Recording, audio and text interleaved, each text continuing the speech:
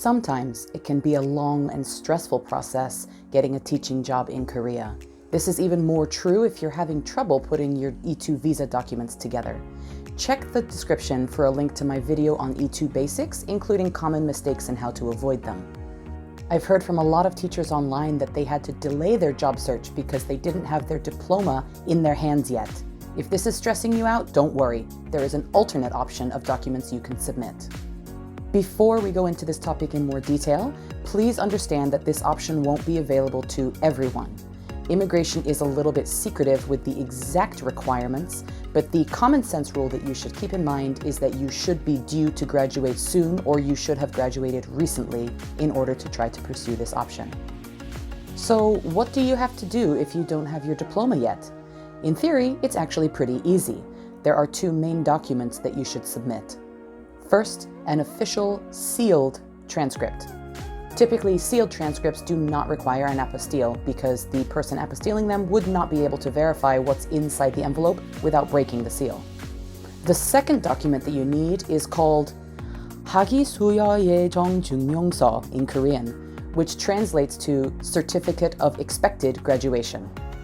In Korea, this is a fairly standard document. However, overseas, even between universities in the same country, it can really differ.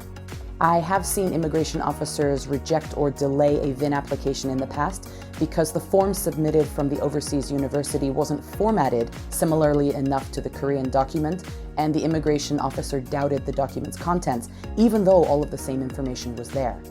To help you out, I've created a document that includes the original Korean form, a translated blank English form that you can fill out yourself and submit to your university, as well as a sample completed form in English that you can refer to in case you have any questions about what to put in each field. Check the video description for a link. This document must be apostilled after you have it completed. So, when you're asking your university to fill out and sign the document, let them know about this. Often they will have somebody in their staff whose signature is registered with the government for purposes of apostille. If you're able to get this person to sign the document, then it could save you having to visit a notary as well. As I said earlier, immigration does tend to be notoriously tight-lipped about some of this important information regarding visa issuance guidelines.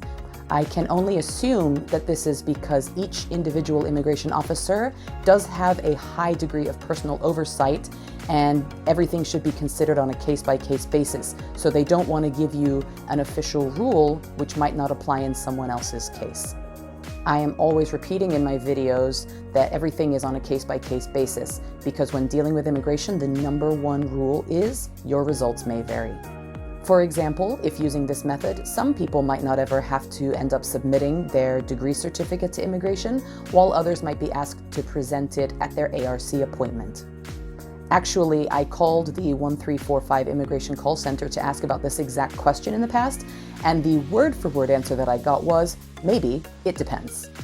So even if you do use this alternate document submission method, it is still advisable to continue preparing your notarized copy of your degree plus apostille as soon as you can. Personally, I wouldn't accept any job offer that would require me to fly over to Korea before I could get that completed. Even if it's not going to be used in the VIN application, I would want to carry it over with me in my hands to Korea.